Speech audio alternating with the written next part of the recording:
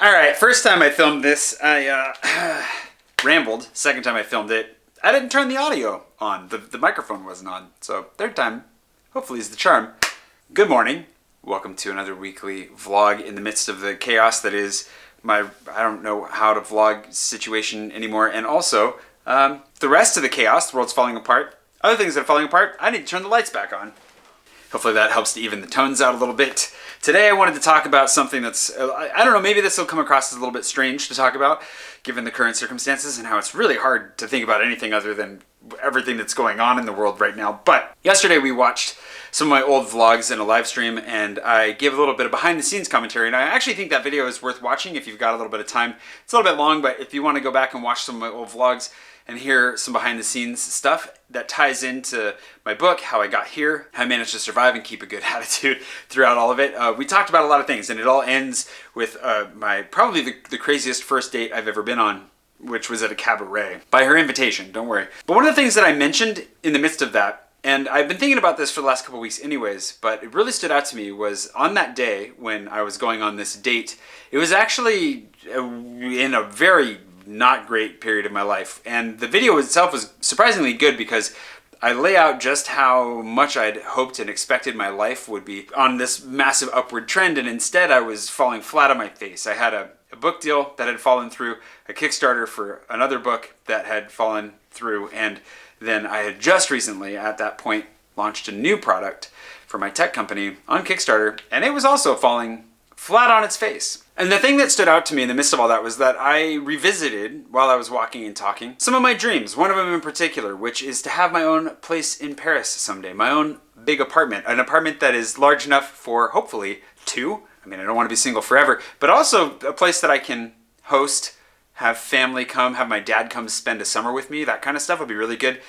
And I thought I would talk about that a little bit today because what I recognized in that moment, which was a really, really difficult time in my life when I really thought I had failed at literally everything and I had no idea how I was going to do anything with my life, let alone get back to Paris or, be a creative professional. Latching on to the idea of dreams, big dreams out in the future, was one of my lifelines through all of that. And so one of the things that I did when I finally got my act together and was telling a better story, especially in the second season of my vlog, was get my goals and my dreams actually up on paper on the wall behind me. This is where the sea of the unknown comes from, right? The idea that we start out over here on the shores of the known, the small goals, attainable tasks that we can do that get us launched and setting out to sea towards bigger dreams that maybe we have no idea how we could ever possibly get there, but they're out there over the horizon. We know they're there, and if we can just get out there and find them, they're waiting for us. And so for me, some of these on here are like the Paris apartment is a little island that's out here. French citizenship, another island with a French flag on the mountain there. Full-time creative is one that thankfully we crossed like a year and a half ago, which is crazy to think about. And then way out here, the film production studio, where this is one that I've never done a great job of explaining, and I think I'm going to dive into this today. But those are a few of them that I thought would be cool. I've got other ones on here, like getting my pilot's license with my dad would be a lot of fun. Being a panelist on Wait, Wait, Don't Tell Me. All kinds of fun things that I just want to do for the experience of it as much as anything. But like I said, what I noticed in that video and in working on this book about how I managed to survive the last decade and just get through it all was having something to look forward to and having something to aim for way out there that just kept me going, gave me direction, gave me a heading. And even if I was failing at it or taking steps backward, every step that you take forward, at least trying, teaches you things and moves you forward and at least gave me a sense of hope. So now, with the audio on and the ability to talk to you without hopefully being interrupted by technical problems, let's talk a little bit about dreams. Partially it's important because if you've been watching my channel for a while, maybe I haven't talked about it in a while. And I think a large part of the reason that I stopped talking about my goals and dreams was because they were a lifeline for me. And in a period of time where I was going bankrupt and I had everything just completely collapse around me for a while, it made sense to hold on to those and cast big dreams because it felt like something that gave me hope and was aspirational, and there was value in that. As I transitioned out of needing a lifeline so much and into a place where I was feeling actually like things were going to be okay, I stopped talking about it a little bit because it felt almost vulgar in a way to want more than what I had been given. The fact that I could eat more than just half of a baguette per meal kind of a situation made me feel like, oh, well, you know, my dreams, yeah, whatever. Like it made me feel a little bit more self-conscious about it. And that's a weird form of self-consciousness that I actually want to reject at this point. And I want to get back to thinking about what are the big dreams and those things across the horizon that I really want to get to. Partially because I know it's going to help ground me and give me a little bit of a sense of hope in the midst of the chaos that's going on now. But also partially because like these are the stories that I want to tell, that I hope unfold one way or another. And even if they don't unfold in the way that I expect, much like the first season of my vlog did not unfold the way that I expected it, I'm so grateful to have that record and be able to look back on it and know that, all right, like I've managed to maintain this heading for a long time. We're going to get there one way or another. So first on that is a very straightforward goal that is very clearly attainable at this point. I know how to get there, and that is French citizenship. French citizenship is one that should basically, the dominoes are in place, they should fall down, no problem at this point. Step one is to get here and stay here legally and be able to pay taxes. Step two is to hold on to that for at least 5 years so you can apply. Step three is to get through the application process, which takes like 18 months, which is kind of insane.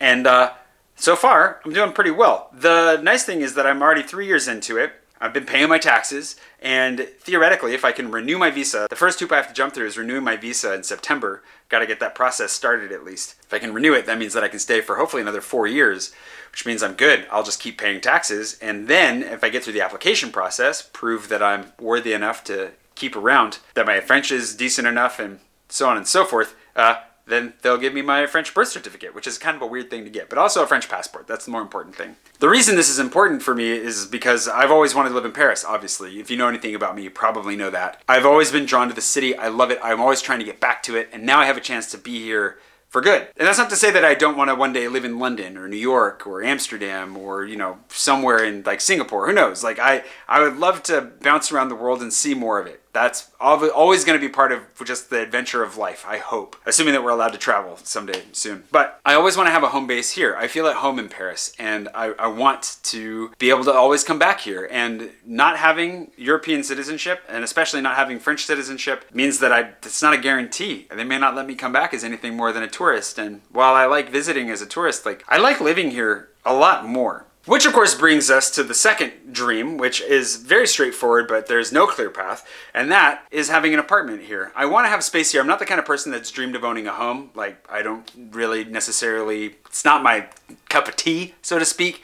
Also, the housing crash right at my vulnerable point of just coming out of college kind of pushed me away from the idea. But I do want to have space somewhere central, close to my community, the people that are closest to me here in Paris, and the businesses and the lifestyle that I love the most about the city. It gives me really excited. Like, Kate makes fun of me because when we walk around the city taking photos and stuff, I'm always like, oh man, I'd love to live in this neighborhood. I'd love to live in this neighborhood. Like, oh, they have fried chicken in this neighborhood. Oh my gosh, my favorite coffee shop's just over here. Things that I don't have in my neighborhood. My neighborhood's nice, but it's very far away from anything that I actually really care about. And so having that lifestyle is part of it. You don't have to own something to have that lifestyle, but the other side of it is having the space to host, having space to bring people into my life, my friends and my family. Have my dad come stay for a summer, like I said, would be awesome. You know, being able to spend a lot of time with them and invest in them, and just being able to say, hey, come on over, let's make a meal together, or let's just grab a drink and sit on the terrace and watch the world go by. You know, like those are kind of the kinds of things that like I really, really would love to have, and I really miss hosting a lot. And it's impossible in this tiny little apartment. I love this apartment. I'm not complaining. I'm so glad to be here. And actually, that's one of the tensions right now is I've made this space so cozy and so much my own.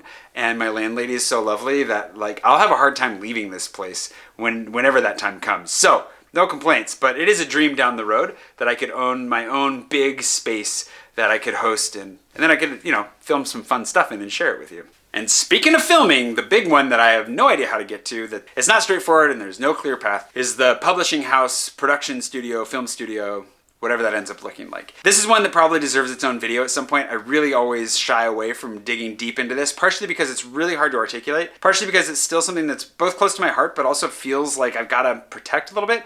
And I don't know if that's necessarily true or fair at all. So as you can see behind me, I put this like 3 videos ago, and now it's giving me the battery warning. Come on. Let's hopefully we can finish this video so I don't have to come back to this. Multiple videos ago, I put all my books up here. You can see them if it refocuses. I've been writing and publishing science fiction and fantasy books for years, a decade. I have written and published 8 books sitting all behind me right now. I've written 2 others that have yet to be published because we're taking a break from it, and I want to make all of them into movies and TV shows and books and all of it, all existing within the same universe across thousands of years. It's a different universe than our own universe, but there's still humans in it. It's fun. I can't wait to do it. I've been doing it forever.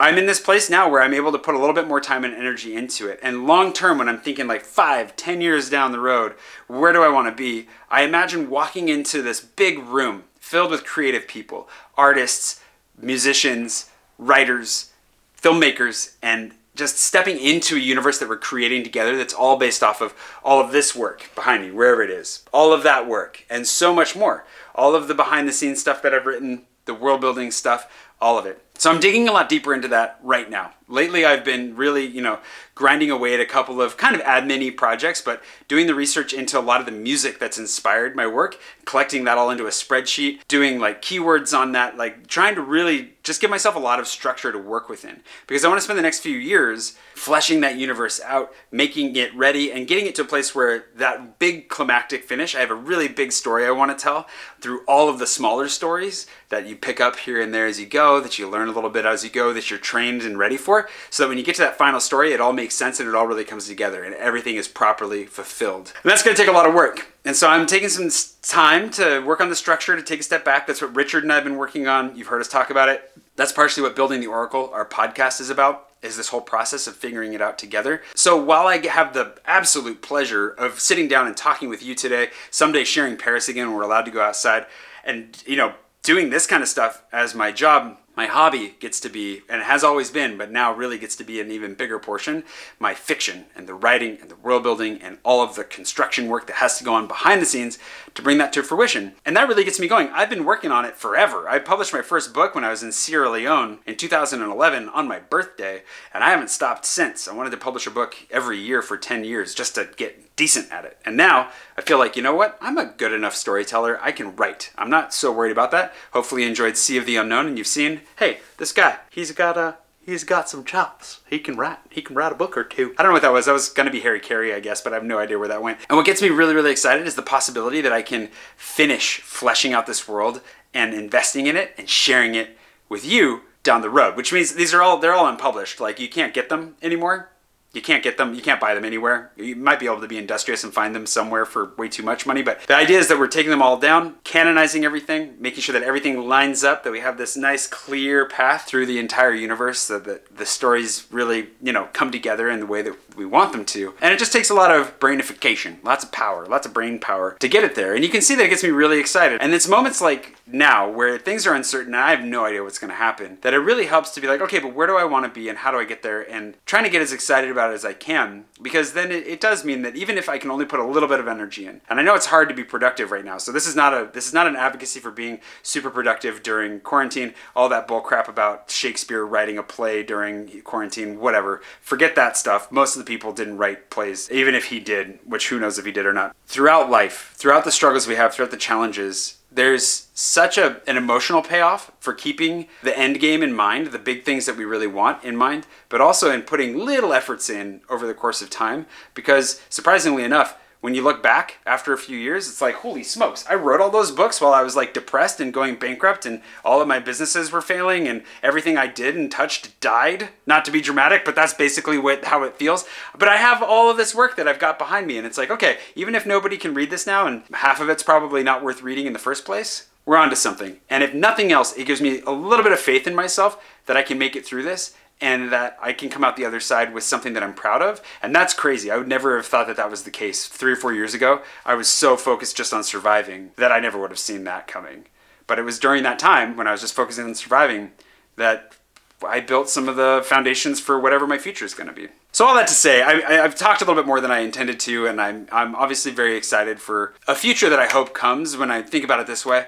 And I don't want to be deluded, and I don't want to think in terms of, I don't want to like fool myself into thinking that the next few years are even going to be remotely easy, but my hope is that we can focus on our dreams a little bit here and there, that we can remember that there are so many great things in the world worth living for, and even if what's right in front of us is going to be impossibly hard and super challenging and depressing, and I mean, if you seriously, man, yeah, those times are not good. And if if we can just pick a heading out over the horizon, if we can just choose a destination that we want to get to more than anything, it's amazing how much good that can do for us. I hope that you're doing all right wherever it is you are. Magically, I've managed to get through this without my battery dying, which it's been threatening to do this entire time. And I'll see you bright and early again some Monday morning soon, next Monday morning, and maybe tomorrow for a French slang Tuesday, 2-minute French slang Tuesday. I got something I'm actually pretty excited for, so I'll be doing that too. But let me know what your dreams are in the comments below.